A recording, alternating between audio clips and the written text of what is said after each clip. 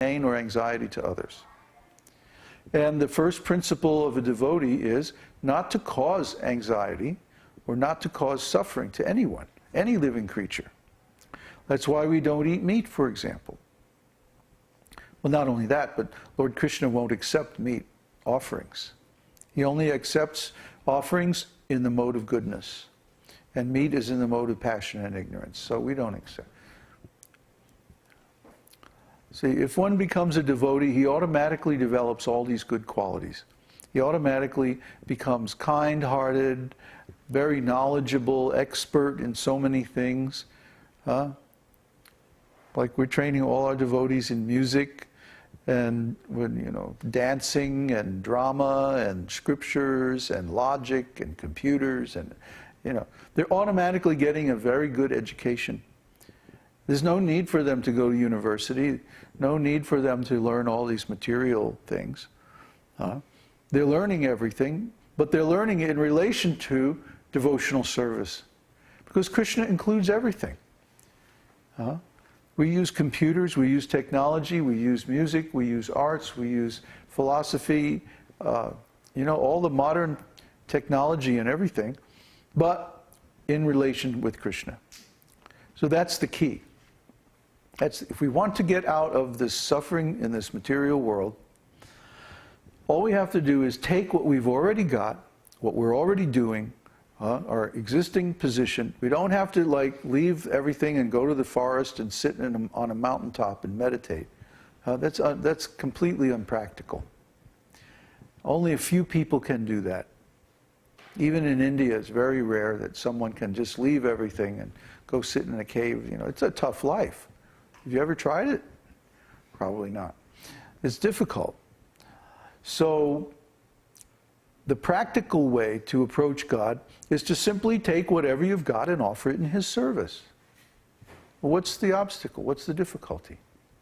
The difficulty is our false ego, where we think, this is mine, and I'm going to enjoy this, and I'm going to use that. And, I'm the controller, I'm the owner. This is all false ego. False ego means that we try to imitate Krishna. We want to be the romantic hero, riding in on the white horse and saving the girl and living happily ever after in some kind of materialistic heaven. But that's a false story. That is a false promise, a false expectation. Because in real life, it never happens like that. What really happens is we serve a succession of masters, including our own mind and senses. And that's what's really going on when people are in illusion. That's what's really going on when people want to take shelter of this impersonal conception of God. They simply want to serve their own mind and senses without any restriction. And so they're causing so much difficulty for themselves and other people. You see? The reason why this world is such a difficult place, such a dangerous place, is that there are people who have no moral principles whatsoever. And they just do whatever they like. And they justify it by this false philosophy that God is impersonal and there's really no morality. We're all God, we can all do whatever we want, or nothing matters, we're all going to die anyway, so let's try and speed it up a little bit. Great. Now, these are the people who are causing all the problems in the world. So every sane human being, every intelligent person should preach against this philosophy in all of its different myriad forms.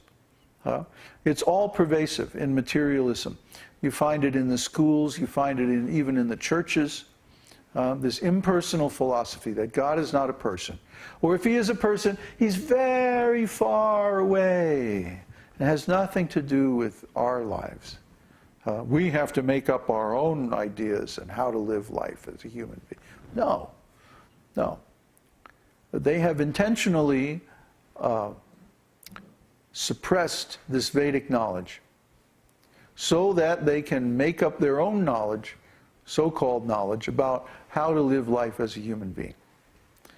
But since their intelligence is defective, as we just showed by reasoning, Their philosophy is bogus. Therefore, their conclusions are also bogus and actually harmful. So everyone should be educated in this nice philosophy by reading the books of the 6 Goswamis. And then not only will we attain the heights of spiritual realization, but even our material life will become so much nicer, so much more salubrious. That'll be $2, please. So at this point, I'm going to ask if anybody has any questions, either online or here. Pass the mic back.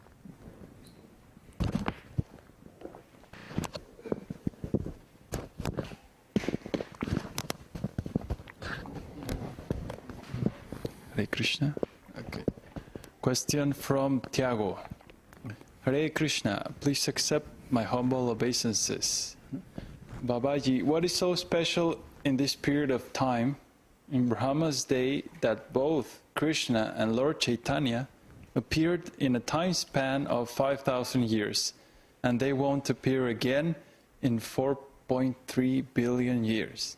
Yes. Very good question. That Krishna appears in his original form in the Dvapara Yuga of the 51st Divya Yuga of the Manvantara of, what is it, who's the Manu right now? Svayambhuva? Svayambhuva Manu, yeah. And then he doesn't appear until the next day of Brahma. Well, if you calculate it out, you'll find that this particular time is immediately after Brahma's noon. Brahma's day is 1,000 yuga cycles, and his night is also the same duration. So Brahma has sunrise, noon, sunset, night, midnight, everything that we have in our day, Brahma's day also has. And from Brahma's consciousness, his day is about the same length as ours. But from our consciousness, Brahma's day is 1,000 yuga cycles. So Brahma lives for a very, very, very long time by our calculation. But every day at noon, Krishna appears in this material world. And then, in the Kali Yuga, immediately following Krishna's appearance, Lord Chaitanya appears. Now, Krishna and Lord Chaitanya appear in every Dvapara Yuga and Kali Yuga.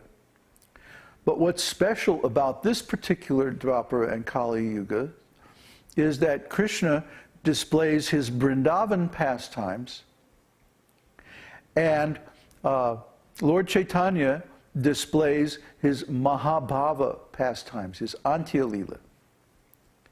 See?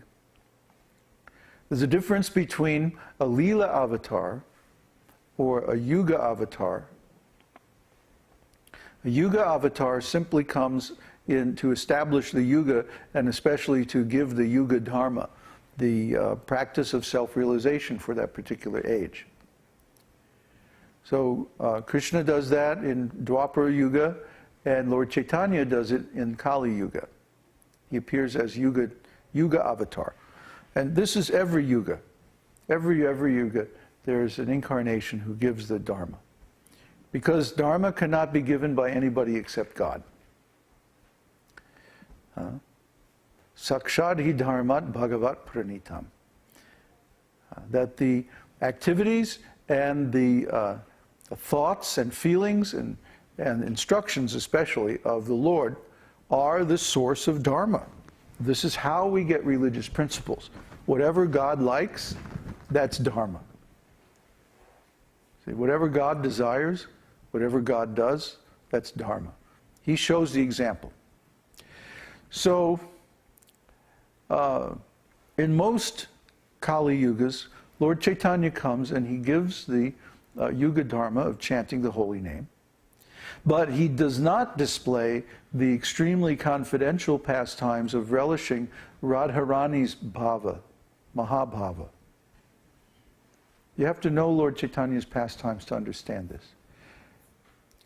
But the same is true of Lord Krishna, that in other Dwapara Yugas, Krishna comes, but he doesn't display his Vrindavan pastimes. He only displays his Mathura Leela and Dwarka Leela. See, Dwarka Leela means Krishna is as a great king. He appears in the family of King Vasudeva. That's why his name is Vasudeva. And of course, a king has a lot of power, a lot of opulence, and gets to fight, and so many things that kings do. But these pastimes are not as elevated as Krishna's Vrindavan pastimes, and specifically the mood of conjugal love in the mood of a paramour is not present